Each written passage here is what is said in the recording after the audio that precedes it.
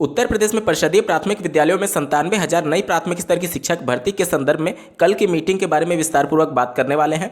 साथ ही उत्तर प्रदेश में पिछली 69,000 सहायक अध्यापकों की भर्ती में जो 6,000 की लिस्ट जारी होनी थी, अभी तक लिस्ट जारी नहीं हो पाई है। कब लिस्ट जारी होगी? साथ ही सीटेट 2021 की परीक्षा पर फिर से एक बार संकट के बादल मंडराने लगे हैं। यूपी टेट और भर्ती मामले में क्या कुछ हो सकता है? साथ ही डीएलएड प्रमोट को लेकर के एससीईआरटी कार्यालय पर किए गए धरना प्रदर्शन का भी सार इस वीडियो में देखने वाले हैं और शिक्षा जगत से जुड़े कुछ अन्य प्रमुख खबरों को भी देखेंगे। अंत तक बने रहिएगा। नमस्कार दोस्तों, मेरा नाम है नीरज और आप देख रहे हैं करियर बिट यूट्यूब चैनल। अगर आप इस चैनल पर पहली बार विजिट कर रहे हैं तो इसको सब्सक्राइब करते हुए बेल आइकन को प्रेस करना ना भूलें। स्क्रीन पर आप एक आर्टिकल देख पा रहे होंगे, डीएलएड प्रशिक्षितों ने घेरा विधान भवन। इस घेराव के दौरान अभ्यर्थियों के अंदर कितना रोष था, आप उसका एक वीडियो क्लिप देखिए। 17,000 हम क्या करेंगे? 17,000 का जब हमारे पास 21 लाख के प्रशिक्षु हैं तो उसमें हमारा क्या होगा बताइए आप। हमको वो नहीं चाहिए, हमको पूरा हमारा जो भी 97,000 है हमको वही प्राथमिक शिक्षक भर्ती चाहिए, वो भी आचार संहिता से पहले। अभी हमको कभी कोई उन्होंने अरे तो बच्ची अब तो 10 ही दिन रह गया। 10 दिन में, एक दिन में तो क्या कुछ नहीं हो जाता है, तो 10 दिन की बात क्या है? एक दिन में तो बहुत कुछ बदल सकता है। एक दिन में तो हम लोग सरकार को बदल देते हैं, तो वो कौन सी बड़ी बात है। जैसा कि आपको ज्ञात होगा, दिनांक 28 दिसंबर 2021 को महानिदेशक स्कूल शिक्षा के साथ डीएलएड के प्रतिनिधि मंडल की बैठक हुई थी, जिसमें उनके द्वारा आश्वासन दिया गया कि 28 दिसंबर को ही शासन स्तर पर उनकी एक महत्वपूर्ण बैठक होने वाली है, जिसमें आपके मुद्दों को वो उठाएंगी। उसके बाद से अभ्यर्थी वेट करते रहें, लेकिन अभी तक उसके संदर्भ में कुछ अंतरिम रूप से आदेश या फिर इस प्रकार का कोई फैसला निकल करके नहीं आ रहा है। लेकिन उन्होंने ये जरूर कहा था कि 4-5 दिन के अंदर आप लोगों के मुद्दों पर क्या कुछ सरकार के द्वारा फैसला लिया जा रहा है, उस पर आप सभी को सूचित किया जाएगा। क्योंकि देखिए, ये बड़ा मुद्दा है। 17,000 से 97,000 पदों पर अचानक से जो विशेष सचिव हैं वो भी अपने स्तर से फैसला नहीं ले सकते जब तक कोई सरकार के प्रतिनिधि मंडल या फिर माननीय मुख्यमंत्री जी इस पर अंतरिम आदेश नहीं दे देते। तब तक किसी भी अधिकारी की एक तरीके से हिम्मत नहीं होती है इन सभी मुद्दों पर अपने स्तर पर फैसला लेने के क्रम में।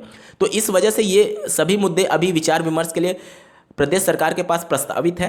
अभी उनके द्वारा कहा गया है, जो डीजी महोदय हैं, कि 4-5 दिन के अंदर आपको क्या फैसला लिया गया है शासन स्तर पर आपको अवगत करा दिया जाएगा। वहीं अभ्यर्थी इतनी बारिश और ठंड में आज भी एससीईआरटी कार्यालय और इको गार्डन पर मौजूद हैं उनके फैसले को जानने के क्रम में। और अभ्यर्थी लगातार कह रहे हैं कि जब तक 97,000 शिक्षक भर्ती का विज्ञापन जारी नहीं होगा तब तक वो अनवरत धरना जो लगभग पिछले 23-24 दिनों से चल रहा है वो समाप्त नहीं करने वाले हैं। यहाँ से वो 97,000 पदों को लेकर ही वापस जाएंगे। वहीं बात करें उत्तर प्रदेश के परिषदीय प्राथमिक विद्यालयों में पिछली 69,000 सहायक अध्यापकों की भर्ती में माननीय बेसिक शिक्षा मंत्री जी के द्वारा जो टाइम टेबल बताया गया था, उसके अनुसार 28 दिसंबर 2021 को 6,000 चयनित अभ्यर्थियों की लिस्ट जारी होना प्रस्तावित था। लेकिन ये लिस्ट जारी नहीं हो पाया क्योंकि अंतरिम रूप से इस लिस्ट को फाइनल नहीं कर पाया गया आयोग के द्वारा। अब ये लिस्ट 30 दिसंबर 2021 को जारी होने जा रही है और 6,000 नए अभ्यर्थियों को शिक्षक भर्ती में मौका मिल सकता है। हालांकि जो आयोग है वो पूरी तरीके से कदम फूंक कर रख रहे हैं ताकि अब जो लिस्ट जारी हो इसमें किसी भी प्रकार की कोई भी विसंगति ना हो। इसके लिए 6,000 नहीं, अगर 10,000 पदों को भी जोड़ने की नौबत आई तो अधिकारी और प्रदेश सरकार उस प्रत्येक पद को जोड़ने के लिए तत्पर दिख रहे हैं। भले ही उनको 10 से 12,000 पद क्यों ना जोड़ना पड़े, लेकिन अब सरकार भी नहीं चाहती कि इस लिस्ट के बाद आरक्षण विवादित मामला फिर से मीडिया में या फिर सड़कों पर अभ्यर्थी उतर करके धरना प्रदर्शन करें। अब बात करेंगे सीटेट परीक्षा को लेकर के। जैसा कि आपको ज्ञात होगा, 13 जनवरी 2022 तक सीटेट की ऑनलाइन परीक्षाएं सभी राज्यों में चल रही हैं।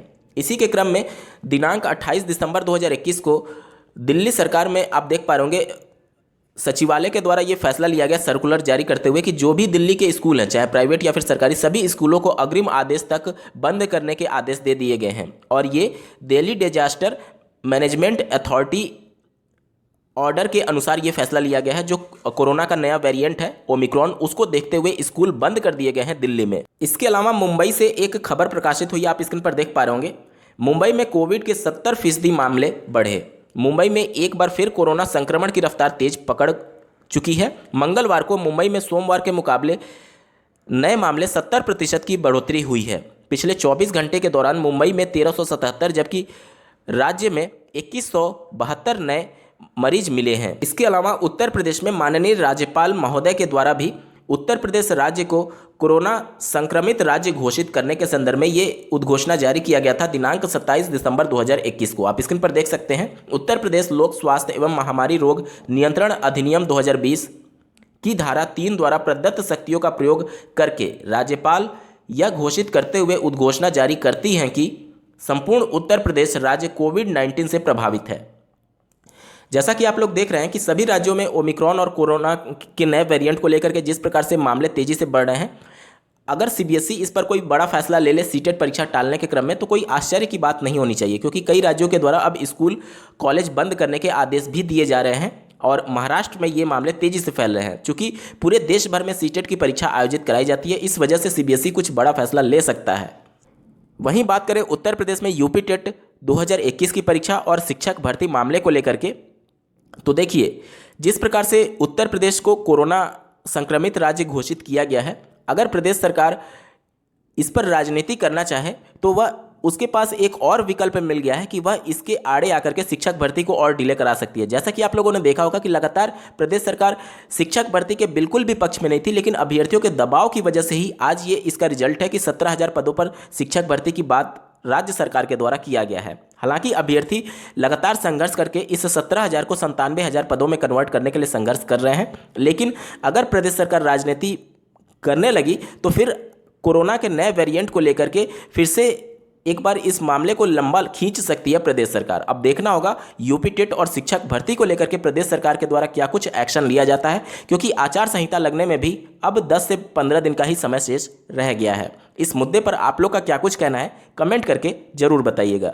वहीं बात करें डीएलएड 2019 बैच के सेकेंड सेमेस्टर में पास हो चुके अभ्यर्थियों के तृतीय सेमेस्टर प्रमोट मुद्दे को लेकर के, डीएलएड 2019 बैच के रिप्रेजेंटेटिव 28 दिसंबर 2021 को एससीईआरटी कार्यालय पर उपस्थित थे प्रमोट मुद्दे को लेकर के, जहां पर अंतरिम रूप से अभी कुछ फैसला नहीं हो पाया है। वहीं आज 29 दिसंबर 2021 को भी एससीईआरटी कार्यालय पर अभ्यर्थी उपस्थित रहेंगे प्रमोट मुद्दे को लेकर के। उनकी लगातार यही मांग है कि जिस प्रकार से पहले इनकी परीक्षा नहीं कराई गई, अब अगर इनकी तृतीय सेमेस्टर परीक्षा कराई जाती है तो बहुत ज़्यादा विलंब हो जाएगा और ये सभी शिक्षक भर्ती से बाहर हो जाएंगे। इस वजह से चूंकि इनके 4th सेमेस्टर का इंटर्नशिप भी कंप्लीट हो चुका है और सब कुछ प्रक्रियाएं पूर्ण कर ली गई हैं, और ये आयोग की गलती थी कि अगर इनको परीक्षा करानी ही थी तो पिछले सितंबर में ये तृतीय सेमेस्टर पेपर जब आयोजन किया गया था उस समय इनकी परीक्षा करा सकती थी, लेकिन पीएनपी ने ऐसा नहीं किया। अब इनकी गलती की वजह डीएलएड प्रशिक्षु क्यों भुगते? इस वजह से ये सभी अभ्यर्थी लगातार मांग कर रहे हैं कि तृतीय सेमेस्टर प्रमोट करके डायरेक्टली चतुर्थ सेमेस्टर की परीक्षा का आयोजन डीएलएड सेकेंड सेमेस्टर पास अभ्यर्थियों के लिए किया जाए। देखना होगा कि आज एससीईआरटी कार्यालय पर इन अभ्यर्थियों के संदर्भ में क्या कुछ महानिदेशक स्कूल शिक्षा के द्वारा फैसला लिया जाता है। हालांकि पॉजिटिव खबरें आने के चांसेस ज़्यादा हैं, क्योंकि सब कुछ मामले इन्हीं अभ्यर्थियों के फेवर में है। पीएनपी की गलती थी कि समय रहते उन्होंने परीक्षा का आयोजन नहीं किया, और जो पीएनपी के पुराने सचिव थे वो तो पूरी तरीके से आश्वस्त कर चुके थे अभ्यर्थियों को कि जैसे ही आप पास हो जाएंगे आपको तृतीय सेमेस्टर प्रमोट का लाभ देकर के चतुर्थ सेमेस्टर की परीक्षा का आयोजन किया जाएगा। चूंकि पीएनपी के सचिव बदल गए, इस वजह से पूरा मामला आपस में ही उलझ चुका है।